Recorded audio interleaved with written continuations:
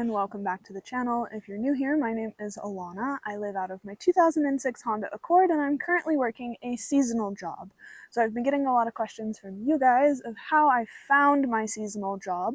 So I figured I would make a video not only detailing how I found my seasonal job, but also how you can find all sorts of different seasonal work. A lot of times people look at my life and they assume, oh, she just has money, but it's like, no, I've been working since I've been traveling. I just maybe don't work in the traditional sense, but there are ways to work while you live life on the road. So starting with two Instagram profiles that are very helpful for finding seasonal work. They are called Cool Works and Occupation Wild. Both of these Instagram profiles also have a website, and basically they do the searching for you. So on their websites, they will list all different job opportunities in different locations that are looking for seasonal workers. This way, you don't have to do any of the research. You just go on their website, you find something that looks appealing to you, and then you send in your application. These platforms make it so easy to find seasonal work. It's crazy that more people aren't taking advantage of them. Now, when you look at Cool Works and Occupation Wild, you'll start to notice a theme with a lot of the seasonal work, not all, but a lot of the seasonal work is based in locations that also has seasonal tourism. So think about it. A rafting company that operates mostly in the summertime in a popular tourist destination for rafting in California, that would offer seasonal work in the summertime, versus a popular ski resort in, say, Colorado would have seasonal opportunities in the wintertime. So wherever there's businesses that can only operate in certain seasons, they're always going to be looking for seasonal workers because they're not going to have that full-time staff. And a lot of times the people that live in those locations don't want that type of work because they want something that's more secure. So these types of positions are really great for people like us who live on the road because we're willing to just step in and fill in for 4 months and then leave and go somewhere else. So if there's a certain type of activity that you really love, maybe you love zip lining, maybe you love horseback riding, look for different seasonal opportunities with those activities. Maybe you could start raft guiding or horseback riding guiding or zip line guiding or ski lift attendant. There's all kinds of opportunities out there. You just have to look and send the application. It's really that easy. Now, what about my specific seasonal job? I'm not working for some tourism business, even though that's a great opportunity for seasonal work. I chose to do a different route. So I did see some of these field crew opportunities on Occupation Wild, but I just went directly to the Conservation Corps website and applied for field crew positions that way. So the Conservation Corps has different locations all around the United States. There's some in Appalachia. There's most of them over on the West Coast, like in New Mexico, Colorado, Montana, Wyoming, California, Oregon, Washington, places like that. And these conservation corps put together field crews, and they send these crews of people out into usually the back country, sometimes the front country, and they have different projects that they're working on to help conserve nature, so to say. So a lot of conservation work is building hiking trails. A lot of people might say, well, how is building hiking trails conserving nature when that's encouraging more people to go out into nature? And the truth is, people are going to go out into nature anyways. And so by building hiking trails and making a path for people to stay on and making them less likely to just wander about in the forest, that is helping to conserve nature, helping to keep the human footprint as small as possible. So yes, that is still technically conservation work.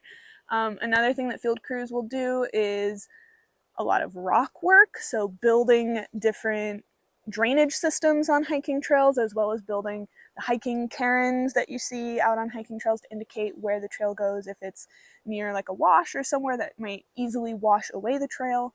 And field crews also do a lot of trash pickup in beautiful nature places where people decide to litter, usually beer cans. But yeah, this is a very different type of seasonal work, but it's still seasonal, not because it operates only in one season. They have opportunities for conservation work all year. It's just certain projects only last 4 to 6 months. So my project is 4 months long. There's other crews that are happening right now with the Conservation Corps of New Mexico that are 6 months long. There's all kinds of different types of field crew work because there's all kinds of different locations. So in different locations, you'll be doing different things. Now, I'm not sure technically the logistics of how all of the conservation corps work, but I know that for my conservation corps, the field crew members are paid through a AmeriCorps grant. And AmeriCorps has limitations, so you can only serve 4 terms as a crew member on these field crews. So this type of seasonal work is kind of limited, but it's also a foot in the door into the outdoor field. So once you work for a conservation corps, then it's much easier for you to maybe get a job in Bureau of Land Management or Forest Servicery or even the National Park Service. So if that's something you're interested in, doing this type of seasonal work now is a really cool way to grow into that occupation. Actually, speaking of national parks will also have some sort of their own seasonal work schedule. So when certain parks like Yosemite have their high season in the summertime, they need more employees, and so they have more seasonal positions. Same thing with all the popular national parks like Yellowstone or the Grand Canyon or those big name national parks that have a high season of tourism. They usually also have seasonal work opportunities. Are they the best or the most fun? Not necessarily. You might be working in a kitchen or reception at the hotel. But I think with working a seasonal job in a national park, it's not so much about what you're doing at the national park. It's more so the fact that I'm living in a national park. So yeah, maybe you're just the visitor center clerk, or you're just the person who rents out e-bikes to people at Glacier National Park. But you're still living in the park, and that's the cool part of the job. Like, yeah, sure, you could be a hotel receptionist somewhere in your hometown, or you could be a hotel receptionist at the Grand Canyon. So I think that is another cool way to get into seasonal work. Now, these are all mostly seasonal work opportunities in the United States, but there are certain ways to find different work opportunities abroad. I wouldn't call it seasonal work because it's more of a work exchange, so you don't always get payment, versus seasonal work you are receiving payment. But with work exchange, you're doing a smaller amount of work in exchange for just a place to stay or some of your food expenses.